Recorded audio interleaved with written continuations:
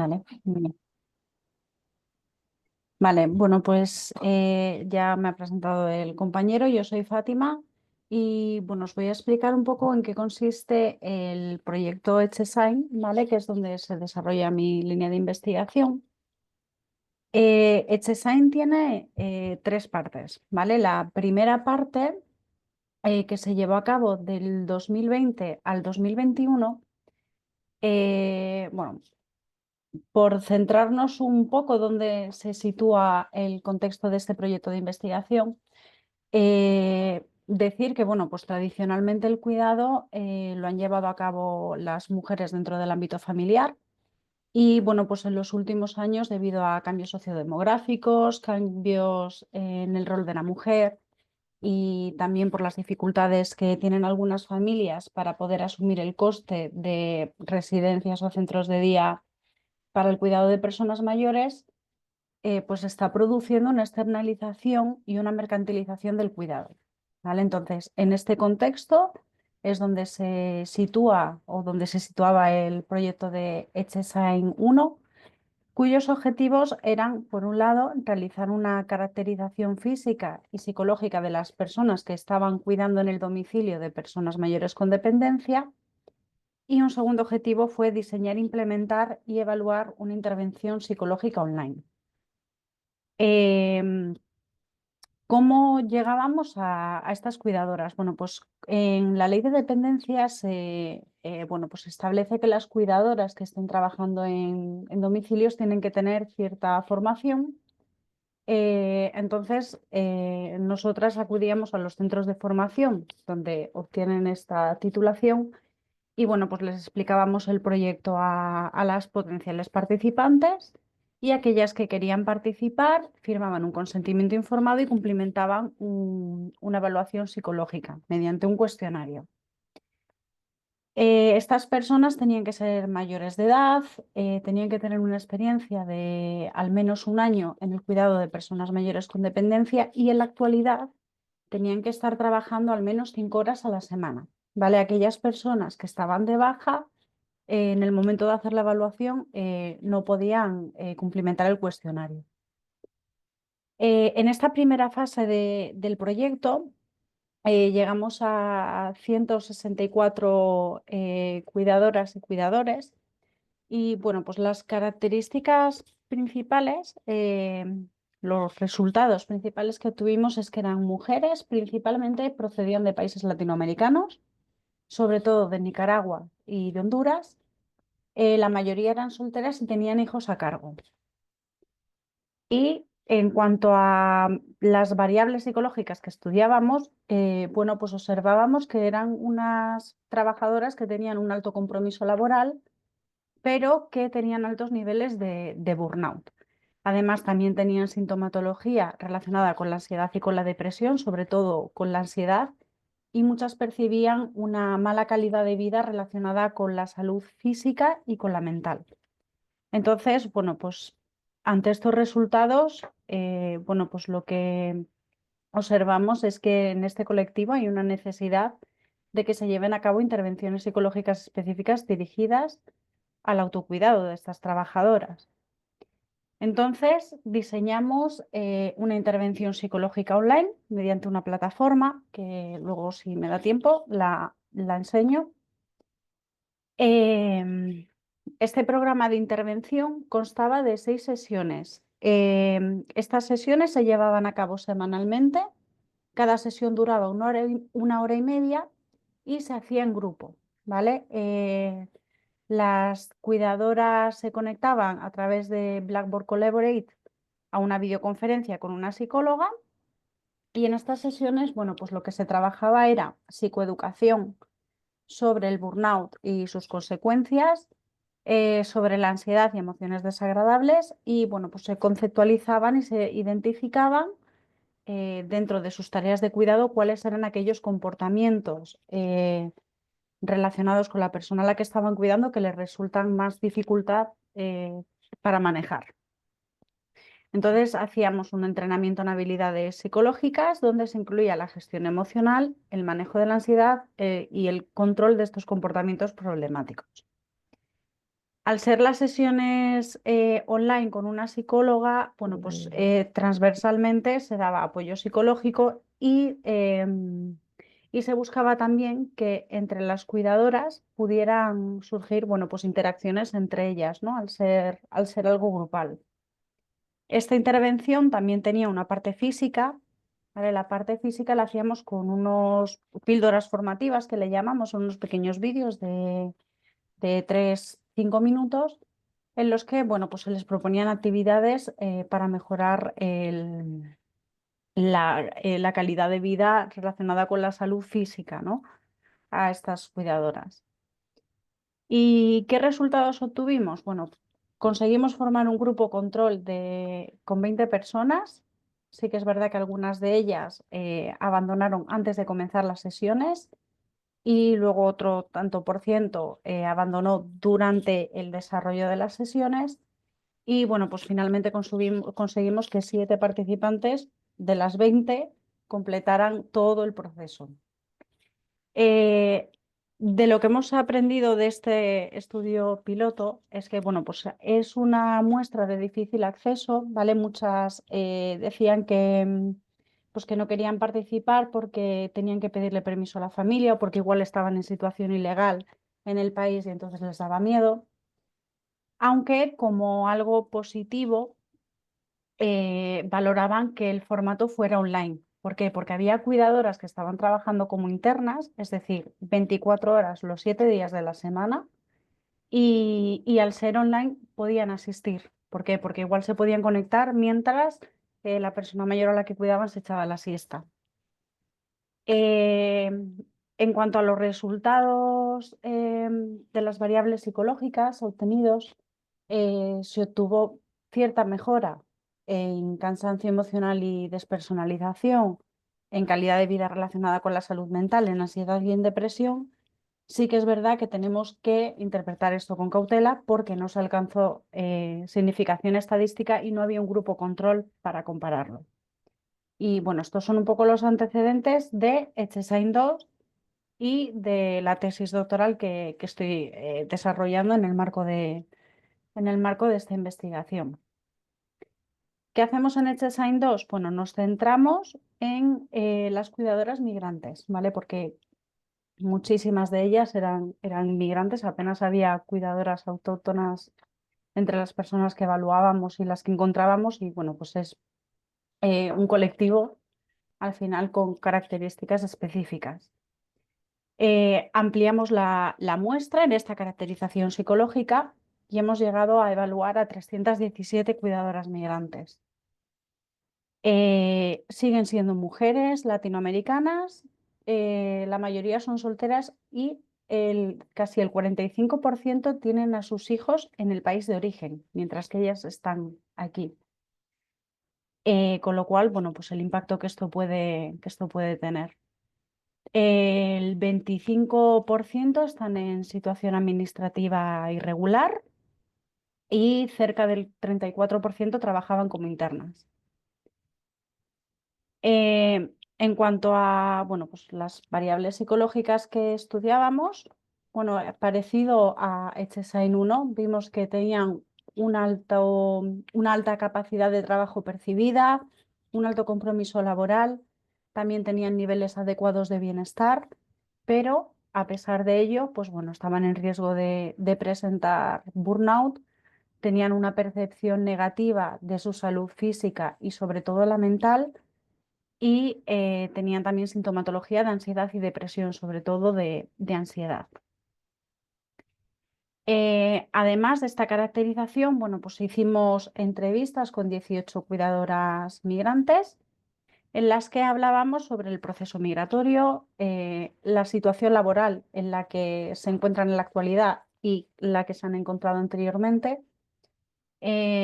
Ahondamos también sobre el proceso de duelo cuando la persona a la que cuidan fallece o incluso cuando la llevan a la residencia y ella deja de ser su cuidadora.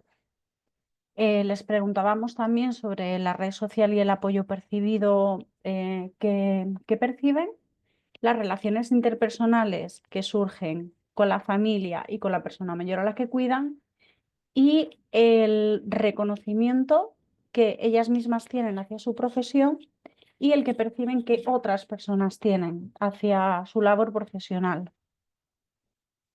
En cuanto a la intervención psicológica, bueno, pues en HSIN 1 surgieron algunas propuestas de mejora, entonces en HSIN 2 las incorporamos.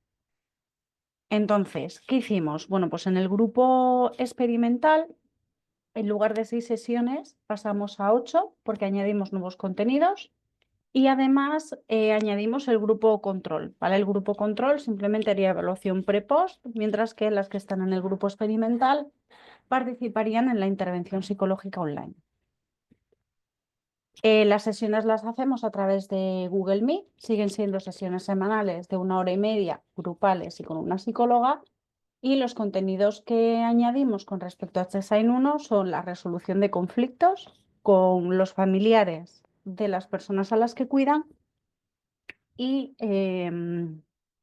la elaboración del duelo, ¿vale? Y además, dentro de la parte psicológica añadimos unas píldoras formativas para que visualicen entre una sesión y otra. Las píldoras formativas se centran, bueno, pues sobre todo en el burnout, en la gestión, o sea, en la identificación y técnicas de control de emociones negativas, comunicación asertiva, empatía y escucha activa, las creencias erróneas que podemos tener acerca del proceso de duelo y la realización de actividades agradables. Esta intervención la llevamos a cabo con 74 personas, de las cuales finalizaron 48. Y en el grupo control asignamos a 67 personas y terminaron todo 46. Y los resultados no os puedo adelantar porque todavía los estamos realizando. Algo complementario a la caracterización y la intervención psicológica online es que estamos, como hay muchas cuidadoras que están trabajando con personas que tienen algún tipo de demencia, estamos validando, o sea, adaptando y validando al español un instrumento de evaluación que evalúa el grado de competencia percibido en el cuidado de personas con demencia. Aquí hicimos una fase piloto con cuidadoras que trabajan en el domicilio y actualmente lo estamos aplicando a una muestra mayor y en 3 colectivos diferentes: en auxiliares de enfermería y gerocultoras, en profesionales del servicio de ayuda a domicilio y en cuidadoras migrantes que trabajan en domicilio.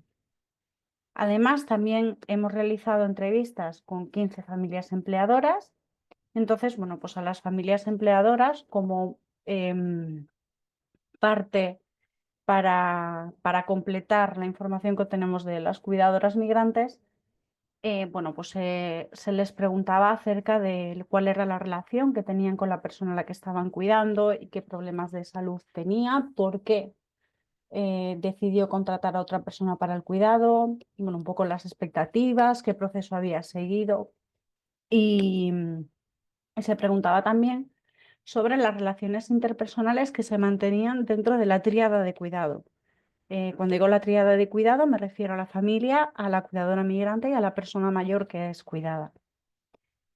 Y bueno, ya en HSIN 3, que es con el que estamos ahora, más que centrarnos en las variables de riesgo, pues nos queremos centrar en las variables protectoras del burnout, de la ansiedad y la depresión. Hasta ahora era como todos factores de riesgo y bueno, pues a darle esa vuelta a ver cuáles son las variables que protegen a las cuidadoras. Y en la parte física, bueno, pues lo que se va a explorar es la prevalencia, las características y la localización del dolor musculoesquelético que es provocado por lesiones laborales y bueno, pues su impacto. Y creo que tengo unos minutos, entonces me gustaría enseñaros la, la plataforma online. ¿Vale? Las cuidadoras, cuando deciden participar en esta intervención online, se les da el enlace a esta plataforma y a través de un usuario y contraseña acceden aquí, ¿vale? Donde aparecen todas las sesiones que se van a desarrollar. Están las 8. Entonces, cuando entran en una de las sesiones, ya les aparece aquí todo el contenido, va a aparecer el enlace a la videoconferencia, aparecen algunos materiales que se van a utilizar en la sesión o materiales complementarios para que lo visualicen en casa. Aunque estos materiales también los tienen en papel, ¿vale? Se les da un cuadernillo previamente a participar. Las técnicas de relajación pues se les facilita un audio para que puedan practicar en casa de forma guiada y se les manda, pues se les mandan actividades para que en casa puedan implementar las técnicas aprendidas en la sesión. Y luego aquí en las píldoras formativas tendríamos pues los pequeños vídeos que se les envía entre una sesión y otra. Tendrían un vídeo por cada una de las sesiones hasta la última, ¿vale? Y tendrían que entrar aquí para visualizar el vídeo y este contenido serviría como antecedente a la siguiente sesión. Y ay, vale. Y bueno, y eso es todo. En esta diapositiva pues mostramos a las personas del grupo Qualiker que están participando en Echesign. Igone Echeverría es la investigadora principal del proyecto de Echesign y la parte física la hacemos en colaboración con el grupo de investigación de Genome. Y bueno, eso es todo. Cualquier pregunta, creo que luego tenemos un tiempo de preguntas. Y gracias por la atención. Muchísimas gracias por tu ponencia, ha Gracias. sido muy interesante. Gracias. Pasa ahora a Fátima. Perdón, Natalia. Cuando quiera. Ahí. Ahora. Buenas tardes. ¿Me oís? ¿Hola? Sí, hola, Sí, sí, buenas sí, ¿Se oye? tardes, perfectamente. Hola, Natalia. se oye bien. Perdonadme. Un segundo que comparto la pantalla y nos ponemos con ello. A ver, perdonadme. Ahí.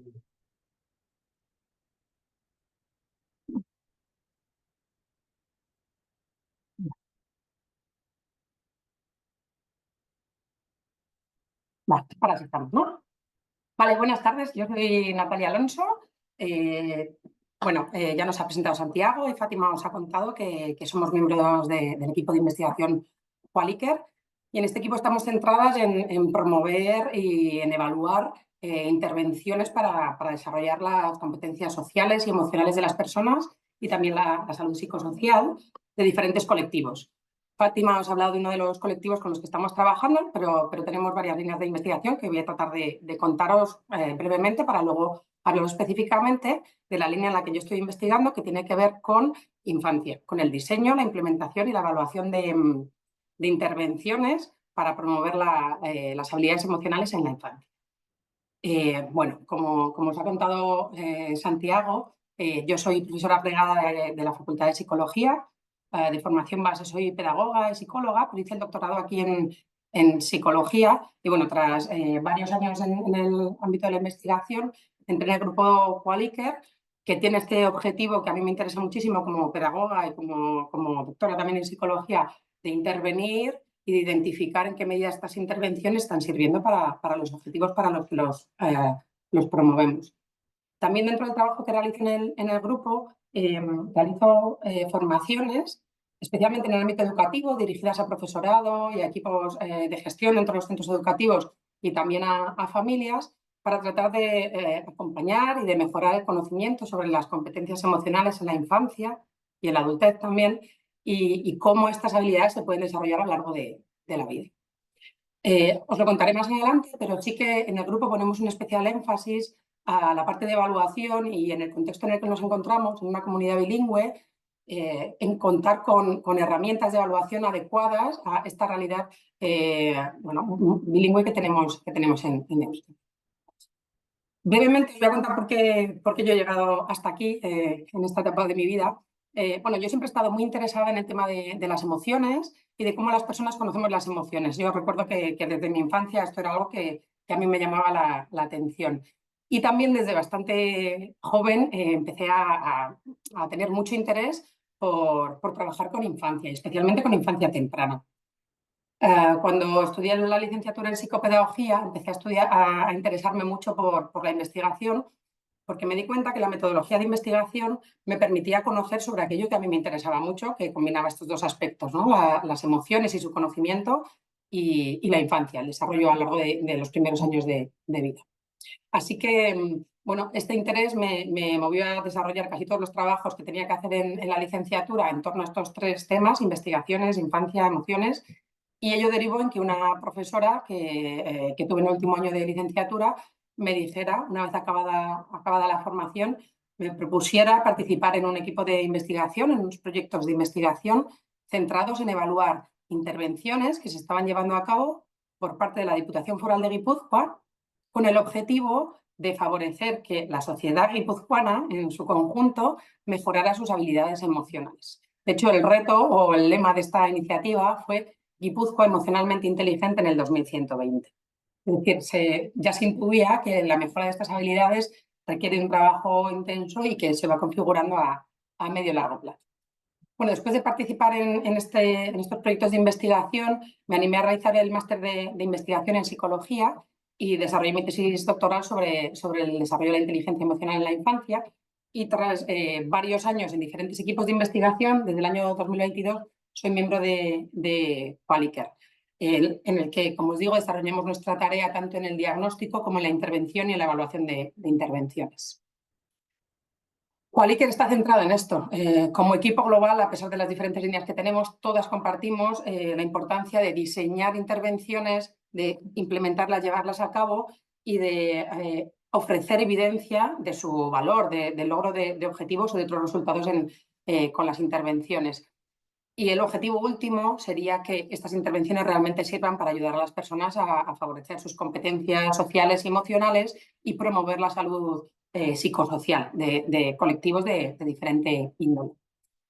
Tenemos una línea centrada en intervenciones en infancia, juventud y adolescencia. Otra línea, que es la que ha compartido Fátima, centrada en personas dependientes y sus cuidadores y cuidadoras. Una línea que es transversal a todo el trabajo que hacemos, que es la de adaptación de herramientas a la cultura y al idioma en que se están aplicando. Y también otra línea centrada en aspectos vinculados con la vulnerabilidad y el afrontamiento, los mecanismos de afrontamiento derivados de la situación de la COVID-2019. Ya os he avanzado que yo que trabajo activamente en la línea de infancia, adolescencia y juventud, y en ella, en lo que toca a las intervenciones, entre otras, hemos desarrollado algunos programas dirigidos a la mejora de habilidades emocionales, también centrados en la implementación de mindfulness virtual en educación primaria o en técnicas de biofeedback. Y también tenemos una línea para población más amplia, pero especialmente centrada en adolescencia y juventud, dirigida a la prevención del suicidio. En lo que atañe a la adaptación de herramientas y dirigido especialmente a infancia, adolescencia y juventud, en nuestro equipo se han adaptado algunas herramientas como el SENA, el ACES, el IMT o el CECAP, que nos permiten evaluar estas intervenciones también de manera efectiva.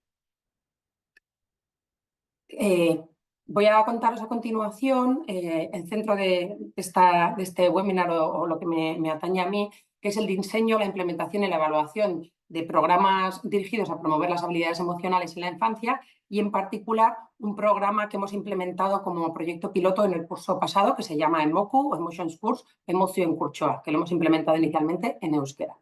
En esta línea trabajamos dentro de nuestro equipo principalmente yo misma, la catedrática Ana Isabel Vergara y Sandra Gileto, que aunque actualmente no está como parte del equipo investigador, ha sido muy partícipe de todo este trabajo y sigue colaborando con nosotras.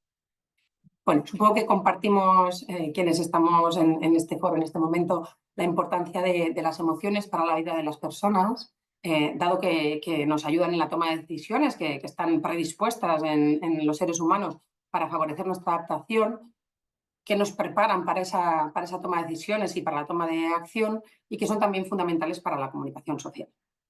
Esto es a lo largo de todo el ciclo vital, pero en la infancia tiene una importancia clave, dado que los niños y niñas en los primeros años no tienen otra serie de recursos comunicativos y utilizar las emociones como vía de comprensión del mundo y de comunicación con el mundo adulto es fundamental.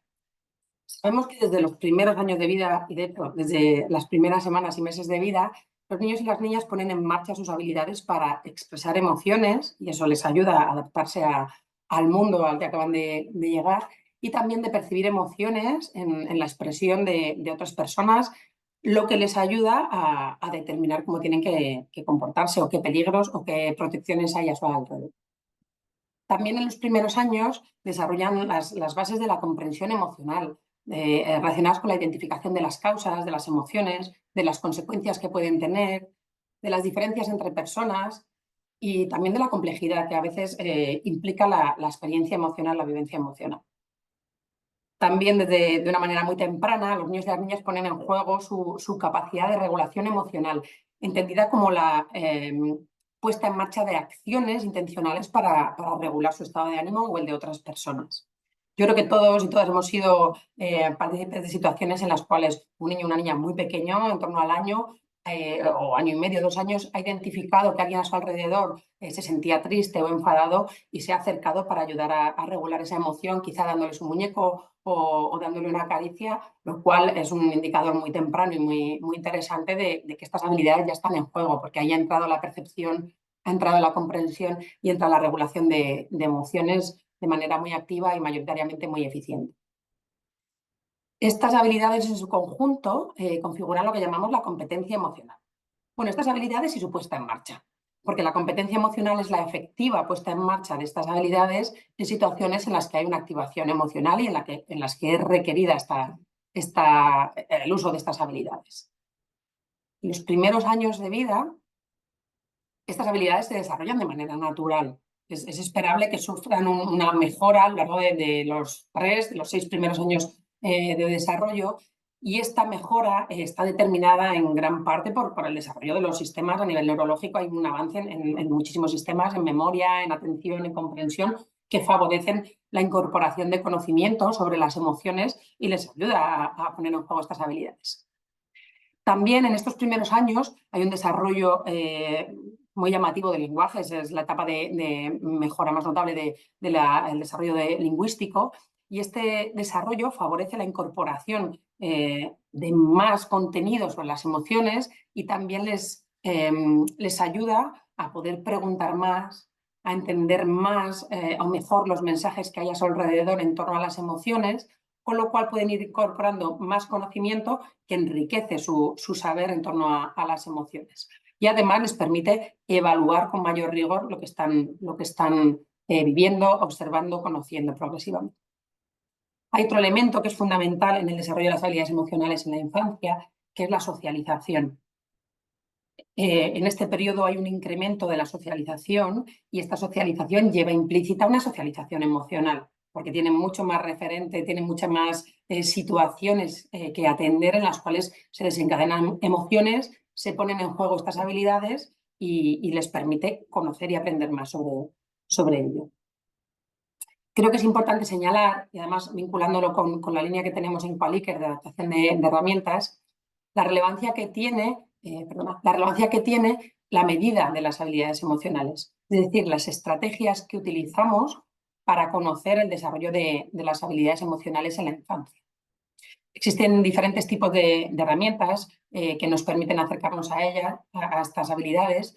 Entre ellas tenemos tareas de ejecución en las cuales el niño o niña tiene que resolver una situación en la que ha habido activación emocional y quizá tiene que mostrar qué emociones ha percibido o cómo regularía esa situación o qué determinantes son los que han hecho que se haya generado esa emoción en la persona que puedan observar. Bueno, son tareas en las que tienen que poner en marcha estas habilidades de manera práctica. También se utilizan mucho los cuestionarios heteroinformados, en los cuales se pregunta mayoritariamente a madres, padres o a profesorado sobre las habilidades emocionales del niño o de la niña. Contamos también con indicadores relacionados con la actividad neurofisiológica que se da cuando se ponen en marcha estas habilidades.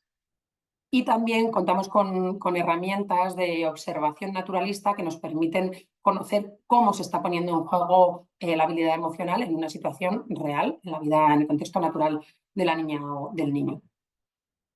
Sea cual sea la tipología de medida que estamos empleando, cabe considerar, y especialmente cuando se trata de tareas de ejecución en las que estamos recogiendo la información directamente del niño o la niña, que estas tareas impliquen la vivencia emocional, que realmente estén activando ¿no? esta conexión con las emociones, de modo que sea más realista la respuesta que pueda dar.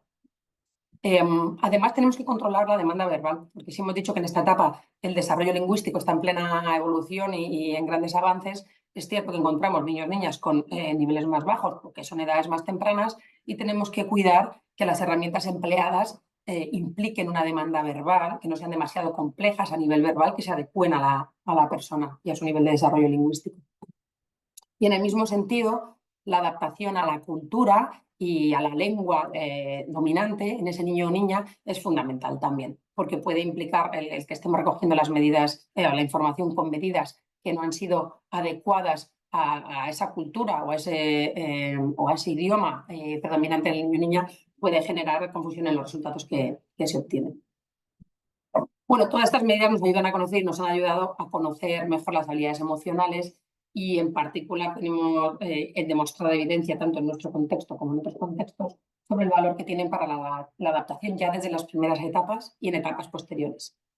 Sabemos que quienes tienen mejores habilidades emocionales desde los primeros años tienen un mayor ajuste psicosocial, mostrando mayores habilidades sociales, teniendo mejores relaciones interpersonales, menores problemas emocionales y conductuales, como puede ser agresividad o como puede ser problemas de ansiedad, y también mayor ajuste académico o escolar, no solo en términos de rendimiento, por supuesto, sino también en términos de mayor aceptación del contexto escolar o mejores relaciones dentro de este contexto con iguales y con profesorado también.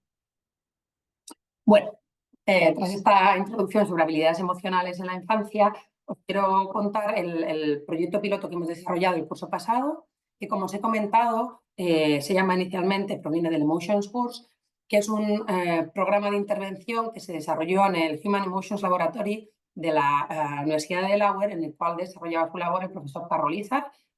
Carroll Izard es un referente en el estudio de las emociones y en el estudio del desarrollo de conocimiento y de regulación de las emociones en la infancia. En su equipo desarrollaron esta intervención en el año 2004, el primer borrador, aunque luego se ha ido reformulando, y lo han implementado en diversas ocasiones, evidenciando su efectividad para la mejora de las habilidades emocionales en los primeros años. Se ha replicado también en otros contextos, como el italiano, y queríamos traerlo a nuestro contexto social y cultural, por lo cual el año pasado hicimos este proyecto, llevamos 2 años diseñándolo, el año pasado lo implementamos, el curso pasado, perdón, y diseñamos lo que se llama el Emotion Curchoa, basado en la teoría diferencial de las emociones, y en la cual se hace un entrenamiento específico sobre habilidades emocionales que acompaña este desarrollo natural que el niño o la niña tienen sobre sus habilidades. Los objetivos de esta intervención, de este programa, son, en primer lugar, favorecer el desarrollo de las habilidades emocionales en los primeros años y, de manera derivada, prevenir la aparición de problemas emocionales y conductuales. Se dirige a niños y a niñas de segundo ciclo de educación infantil, es decir, HH-IRO, HH-BOST, entre 3 y 5 o 6 años, y es el profesorado quien implementa en el aula el programa, la intervención, después de haber recibido una formación específica sobre ello y tener un seguimiento también a lo largo del curso. Emotion Curchoa se estructura en torno a 20 unidades de contenido. Cada una de las unidades tiene entre 1 y 3 actividades, que son actividades cortitas, entre 5 y 15 minutos cada una, y tiene flexibilidad en el sentido de que si el grupo está interesado, está participante en la tarea, se puede alargar más o reducir en función de dicho interés y participación. Estas 20 unidades se agrupan o tratan 5 emociones básicas, perdón: la alegría, la tristeza, el miedo, el enfado y el interés. El interés como una emoción que es muy promotora del aprendizaje, y por eso se le presta especial atención en emoción Kurzweil. Sobre estas emociones se trabajan las causas, el reconocimiento, las funciones que cumplen, y esto lo estamos trabajando ya con niños y niñas de 3 años, porque este contenido les resulta cercano y accesible y además despierta su interés. También trabajamos las consecuencias que puede tener experimentar una emoción en ellos y ellas mismas y en otras personas también, y nos adentramos en la regulación de cada una de estas emociones. En la regulación en sí mismos y mismas, es decir, cómo pueden gestionar, qué estrategias existen y pueden poner en marcha para gestionar cuando sienten estas emociones, pero también cómo pueden ayudar a otras personas a gestionar esas emociones. Es decir, tratamos tanto la autorregulación como la heterorregulación. Para el Emotion Kurzweil hemos desarrollado este manual que hemos tenido que adaptar, como os comentaba, dado que a nivel cultural existen diferencias y hemos tenido que adecuar parte de los contenidos. Como un ejemplo muy sencillo y muy claro de esto, en la versión americana de Emotion Course, bueno, a veces decía, si estás con tu sándwich de mantequilla de cacahuete. Bueno, pues aquí la mantequilla de cacahuete tiene menos cabida, por lo tanto esta adaptación cultural implica modificaciones de ese tipo, el hablar quizá de nocilla o de mermelada antes que de crema de cacahuete. Ese es uno de los pequeños ejemplos, un ejemplo pequeño de todas esas modificaciones que hemos tenido que hacer en el manual. Aparte, estéticamente, hemos tenido que hacer, en términos de diseño, hemos tenido que hacer muchas modificaciones porque el manual original no nos parecía muy agradable al uso de profesores y profesoras que lo van a implementar en el aula.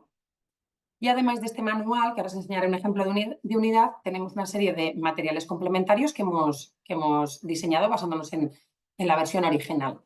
Entre ellos están Blas y Pipa, que son muy protagonistas de nuestra intervención, una serie de cuentos, porque al final de cada unidad se trabaja el contenido abordado en la unidad por medio de una historia o de un cuento, y también una serie de materiales complementarios que os voy a enseñar.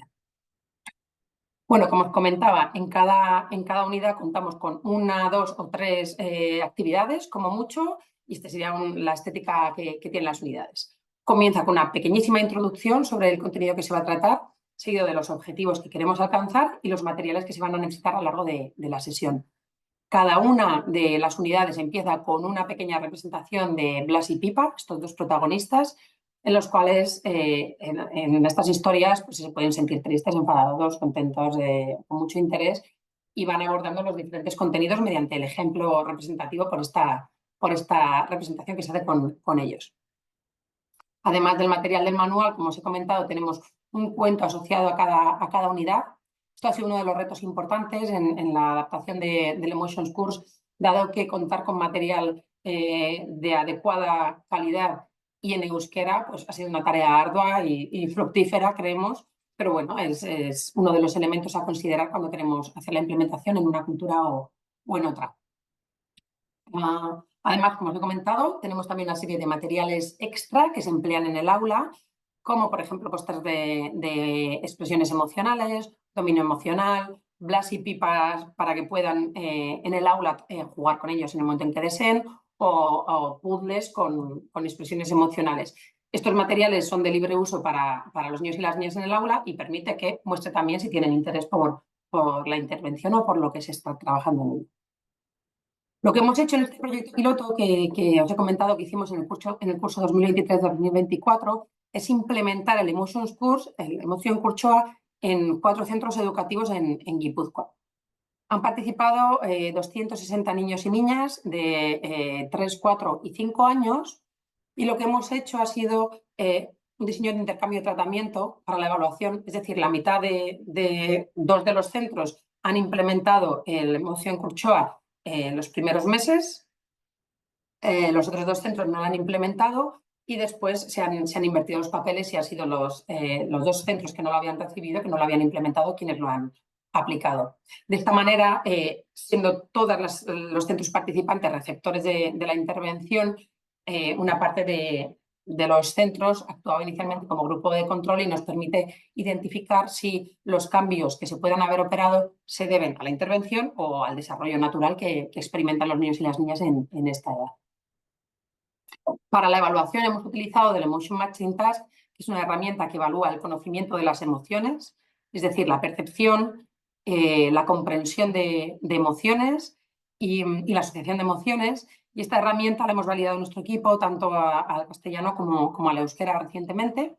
Hemos utilizado el Peabody en una versión adaptada con el permiso de la casa editorial para evaluar la comprensión lingüística y que quizá un peor rendimiento en las tareas no se debiera a que no estaban entendiendo lo que les estamos planteando. También hemos utilizado el BASC, que es probable que conozcáis y que evalúa la conducta y problemas emocionales y conductuales.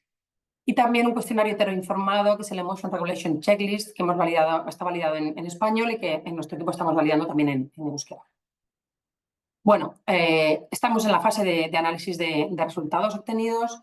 Tras esta fase de análisis, y perdona, quiero volver atrás porque además de estas herramientas para evaluar tanto los aspectos de habilidades emocionales como de la conducta, hemos aplicado también un cuestionario cualitativo durante la implementación por parte del profesorado, en el cual tras cada unidad, cada profesora, cada profesor informaba sobre las dificultades que había tenido en la sesión, las partes que le habían parecido más relevantes, el interés identificado, tanto por su parte como persona que interviene, como por parte de los niños y niñas, y cualquier otra observación que nos quisiera hacer para la mejora. Con lo cual, cuando acabamos de analizar los resultados y en base también a estas informaciones que nos han aportado las profesoras y los profesores que lo han implementado, vamos a revisar el manual y los materiales que tenemos para poder ofrecer una versión final, o por lo menos más refinada de la Emotion Kurchoa. Después queremos hacer la versión en castellano para poder difundirlo en otros contextos y quizá aplicarlo también, replicar la investigación en contexto castellano parlante para poder valorar si es igual de efectivo en dicho contexto. Y proponemos también la ampliación de edades de intervención. Estamos valorando, en función de los resultados que veamos, de diferencias por edades, si sería pertinente aplicarlo en un año antes, dado que en Euskadi tenemos a los niños y las niñas en educación infantil desde los 2 años, valorar esa pertinencia o aplicarlo en edades más tardías. En relación a ello, queremos seguir validando herramientas, adaptando y validando herramientas que nos permitan identificar su eficacia, y ya hemos validado 2 que nos valen para la etapa inmediatamente posterior, para la etapa de educación primaria, que son el ACES y el STEP, que miden estas habilidades para percibir, para comprender y para regular las emociones. Bueno, todo esto en definitiva a lo que nos lleva o lo que nos guía en ello es aportar conocimiento con rigor científico a la sociedad que nos permita mejorar realmente el funcionamiento en algunos aspectos que creemos que mediante la intervención y el conocimiento de su eficacia podemos mejorar. Bueno, con esto termino mi intervención. Muchísimas gracias por vuestra atención. Y nada, si tenéis cualquier pregunta, estamos encantadas de responderos.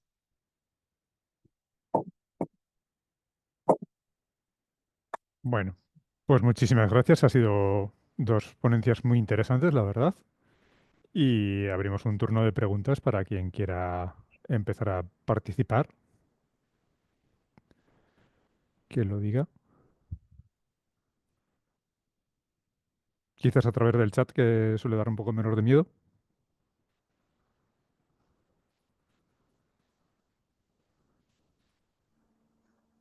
Hola, buenas. Hola. Hola, mira, nada, gracias a las 2, la verdad es que ha estado muy interesante. Quería hacer una pregunta a Natalia por el tema que has comentado de los, bueno, que habéis estado haciendo lo que es la implantación del tema de las emociones en 4 centros. No, es que no te he entendido bien cuando has dicho lo de 2 centros que empezaron 2 meses, o sea, no sé si ha habido alguno de estos de placebo o no, o por qué eso de empezar unos antes, otros más. No me ha quedado bien ese tema.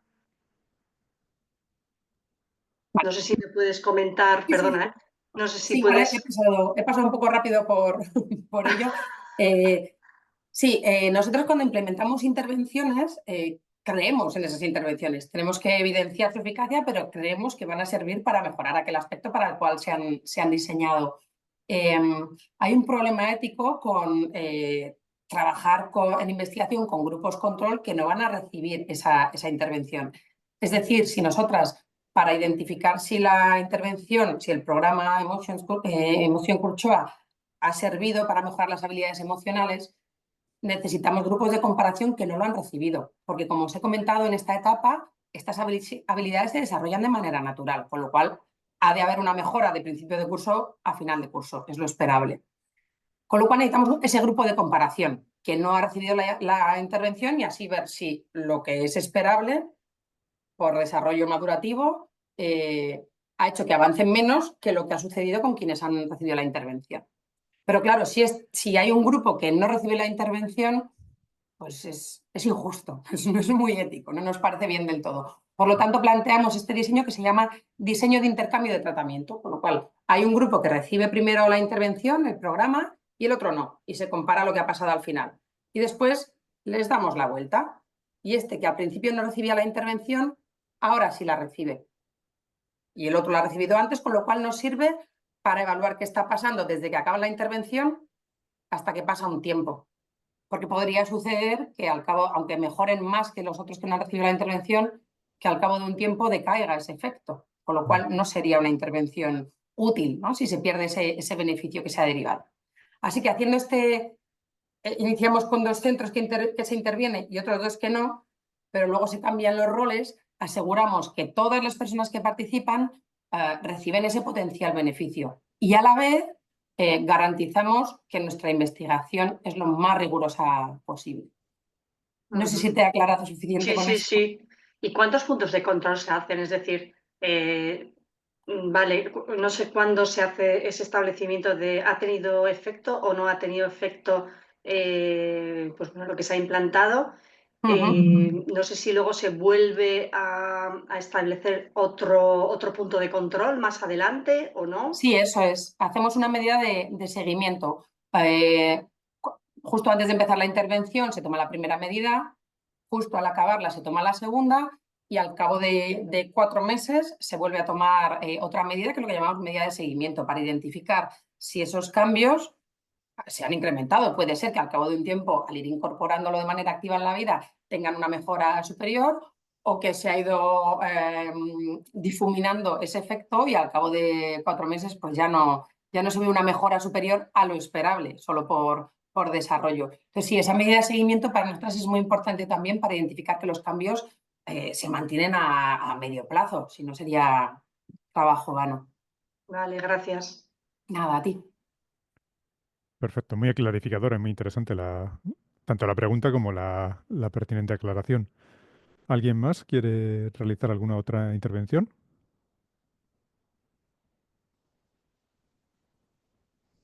¿Animo?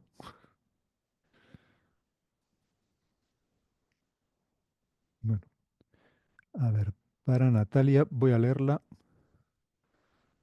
A ver. De María. Dice, me gustaría saber si en alguna muestra ha participado algún niño con discapacidad.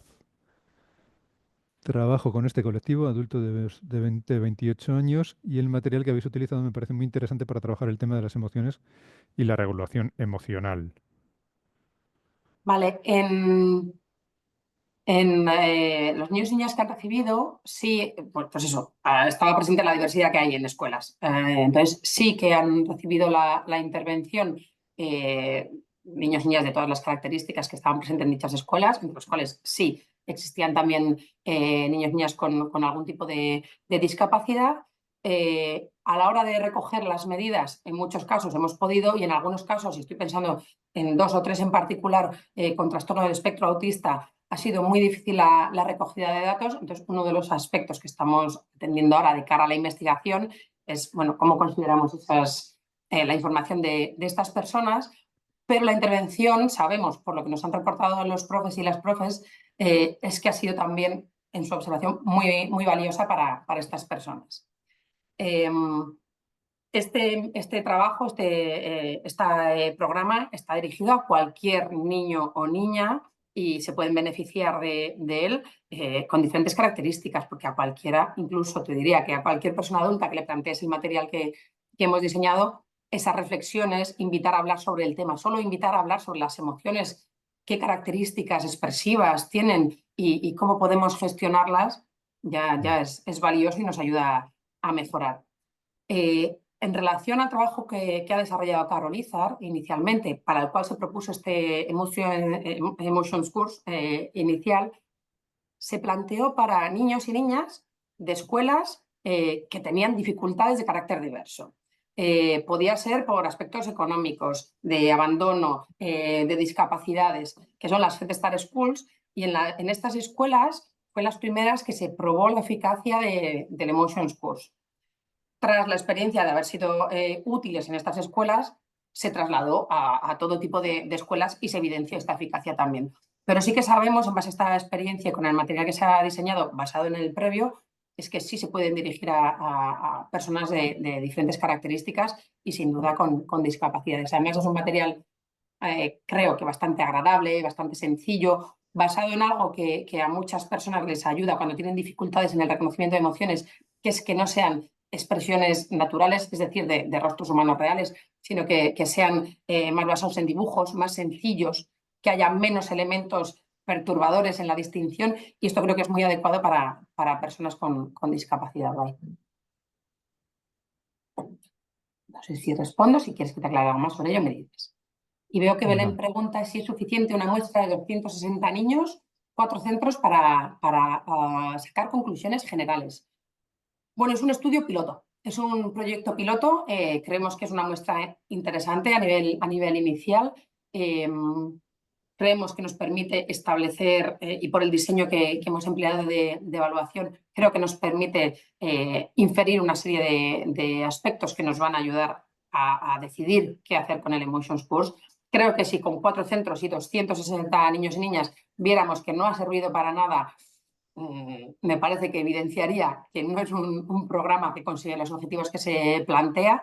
Tendríamos en cuenta, por supuesto, la valoración cualitativa que hemos ido recogiendo, pero creemos que como proyecto piloto sí que es suficiente. Ya os he señalado que nuestra intención, por supuesto, es ampliar a otros contextos a nivel lingüístico y cultural y poder seguir ofreciendo evidencia. Además, sabemos por otras experiencias previas, tanto en Estados Unidos como en Italia, que os he comentado que se adaptó también en 2017, me parece, es que los resultados son muy similares y son muy positivos, con lo cual sería una evidencia que se añade a otras ya existentes. ¿Más preguntas? ¿Alguien que quiera participar y hacer alguna otra pregunta? Sí, tenemos otra en el chat. Un mensaje nuevo. Ah, es las gracias de Belén. ¿Alguien más? ¿Alguna otra pregunta?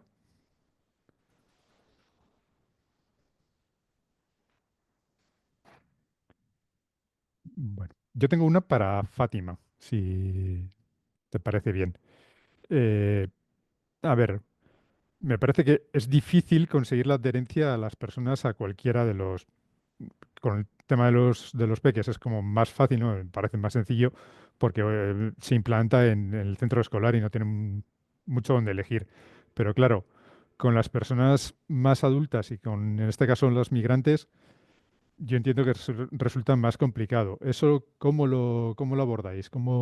¿Desde qué punto lo intentáis enganchar al programa en general y, bueno, que participen, animarlas a participar? Sí, bueno, en este caso lo primero, lo más difícil es que quieran participar, de hecho. Ujú, Una vez que aceptan participar, eh, sí que es cierto que tenemos problemas para que se mantengan en la intervención. ujú, ¿Por qué? Pues porque muchas de ellas igual están sin contrato, cambian de trabajo durante la intervención, con lo cual el horario acordado en un principio ya no les viene bien porque están trabajando. Entonces, ahí hay muchas dificultades. Como ya se preveía un poco de antes que iba a haber estas dificultades, sí que es verdad que los grupos de intervención se han flexibilizado lo máximo posible, ujú. haciendo grupos por la mañana, por la tarde-noche, al mediodía, fines de semana. O sea, se ha flexibilizado el horario en diferentes momentos para que puedan participar cuantas más. cuantas más mejor. Ujú. Sí, vamos a ver, hay dos preguntas y una de ellas, ahora pasamos de nuevo contigo, Natalia, si te parece bien. Dice Encarni y Miguel, ¿cómo se hace para conseguir participación en el programa Chazain?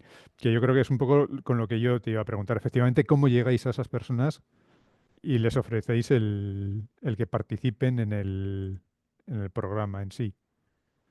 Vale, en un Porque primer momento, entiendo que a veces cuando reciban o puedan recibir, si reciben una carta de UPV, EUH, eso las puede echar para atrás, ¿no? Entonces, pues bueno, perdona, haberte cortado. sí, a ver, la principal vía de acceso ha sido a través de los centros de formación donde Ujú, estudian el certificado de profesionalidad en atención sociosanitaria a personas ujú, mayores. ujú, Este certificado esta es una de las titulaciones que la ley de dependencia exige que tengan las trabajadoras para cuidar en domicilio de personas mayores. ujú, Entonces, la principal vía de acceso ha sido a través de estos centros de formación. En un primer momento contactamos con el centro y una vez ujú, que el centro nos ha autorizado a participar, entonces el equipo de investigación ha ido a explicar el proyecto ujú, a las potenciales participantes. Y entonces ahí sí que es verdad que ha sido necesaria en muchas ocasiones la ayuda de los profesores y las profesoras que estaban impartiendo el curso, porque al final entre ellos se establece una relación de confianza. Entonces sí que es verdad que en muchas ocasiones ha sido necesario que alguien externo, o sea, alguien externo a la UPV, ujú. les diga que puede ser algo que les puede interesar y que no les va a perjudicar. Luego también otras vías de acceso han sido las ONGs y, bueno, pues otros centros donde podría haber trabajadoras del hogar y cuidados y, bueno, el procedimiento que se ha seguido ha sido el mismo. No sé si con esto te he Sí, sí, respondido yo o... creo que a mí por lo menos me ha quedado súper claro. No sé si a Encarni también, espero que sí, si lleva por ahí la pregunta. Sí, parece que sí. Vale, y volviendo con, con Natalia, eh, la pregunta que bueno, que te traslado de Belén es, ¿se tienen en cuenta las características de los tutores, familias, etcétera? Vale, en cuanto a las características de tutores y de tutoras, cuando analizamos los datos, uno de los análisis que hacemos es si existen diferencias en función del aula. Entonces, esto nos permite conocer si hay una profe con la que igual han mejorado muchísimo más que con otra. Y atendemos a esa información cualitativa que nos han dado sobre su grado de interés, implicación, tanto de de los niños y las niñas como de los propios tutores y tutoras. Entonces, haciendo ese análisis nos permite saber si puede existir diferencias en función de la persona que lo haya aplicado. Además, consideramos otros aspectos globales, como puede ser la edad o los años de experiencia que puedan tener. En lugar de hacer el análisis por sujetos, por personas que lo han implementado, lo hacemos por grupos, pues, los más jóvenes, los más mayores. Bueno, hay interés en todas las edades, pero es cierto que los maestros y maestras más jóvenes ya tienen más o vienen con mayor sensibilidad desde la formación en torno a estos contenidos que trabajamos, y de hecho en la última ley de educación ya están establecidos por primera vez dentro de los objetivos y de las competencias y de los aspectos que se quiere evaluar, con lo cual ya vienen con cierta sensibilidad hacia ello. Insisto, no quita para que profes mayores puedan tener también clara esta relevancia. Y respecto a las familias, no recogemos información directa de las familias, pero en el BASC, esta herramienta que nos sirve para evaluar problemas emocionales y conductuales, existe un apartado que son observaciones que pueden hacer, que es de carácter abierto, cualitativo, y que lo cumplimentan los tutores y tutoras de cada una de las personas participantes. Y ahí, si hay algún aspecto familiar que pueda ser relevante, no lo sé. Hay diferentes consideraciones. Una puede ser que sea un niño o niña que está pasando una etapa muy compleja porque sus padres se han separado hace poco y lo está viviendo muy mal.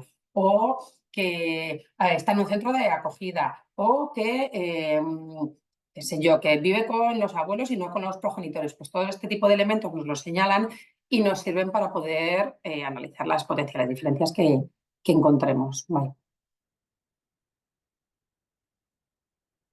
Perfecto, muchísimas gracias. Supongo que, no sé si eso puede influir o no, las características socioeconómicas de la familia de origen de los menores se tienen en cuenta o no es un factor que pueda influir. ¿Crees que no Nosotras pueda? no lo hemos considerado en este estudio, Ujú. pero sí es cierto que los estudios previos, hay diversos estudios previos que avalan que el nivel socioeconómico está vinculado con esto. Eh, bueno, cuando tienes quizá otro nivel económico, puede que esté vinculado con estructuras familiares o dinámicas familiares en las que se habla más, en las que hay mayores oportunidades para este tiempo en familia, para este compartir emocional, que como os he comentado, apoya o da sustento al desarrollo de las habilidades. Pero es cierto que nosotros no lo hemos incluido en este estudio, en estudios previos sí lo hemos incluido y sabemos que existe ese vínculo, sí, y hay que romperlo. Muy bien, pues muchísimas gracias. Voy a leer una de las preguntas del chat, que es para Fátima. ¿Hay alguna manera de comprobar si los efectos de estos programas repercuten en las personas cuidadas? Vale. Bueno, la intervención que hemos desarrollado en este proyecto estaba más dirigida al el autocuidado de las trabajadoras, ¿vale? No tanto hacia las personas. Sí que es verdad bueno, pues que los estudios indican que a mayor bienestar en la trabajadora, pues eh, mejor va a cuidar, ¿no? Pero en este caso no lo hemos evaluado porque o sea, no siempre podíamos llegar a la persona que era cuidada o a sus familiares, entonces es algo que no hemos evaluado, pero quizás en futuras intervenciones que se lleven a cabo, pues sí se podría proponer para comprobar ese efecto.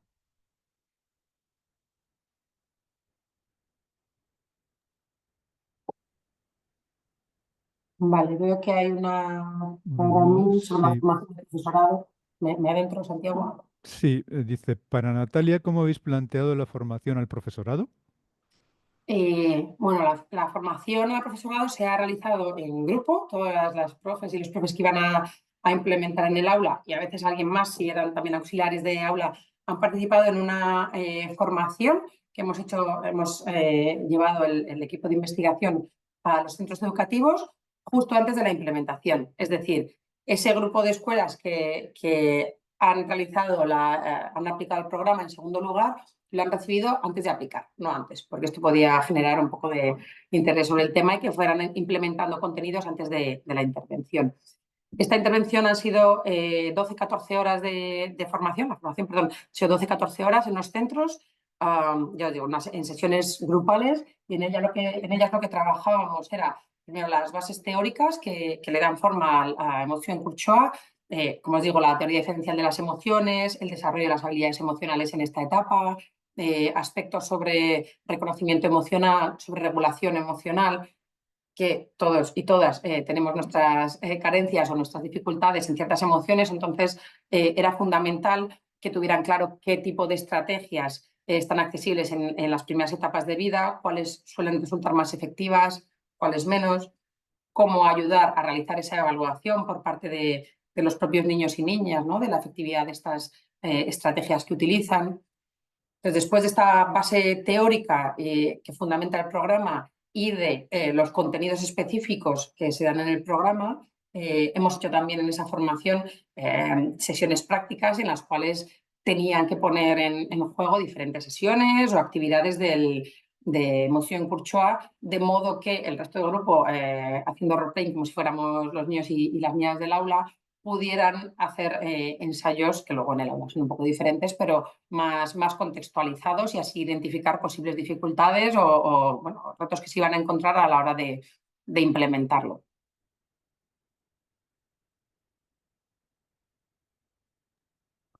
Perfecto, pues muchísimas gracias. Muchísimas gracias por vuestras ponencias y creo que, bueno, son las 4:15. No sé si hay alguna última intervención, alguien que quiera hacer alguna otra puntualización, comentario, pregunta, duda. Ahora es el momento. ¿No? Vale. Pues entonces vamos a terminar aquí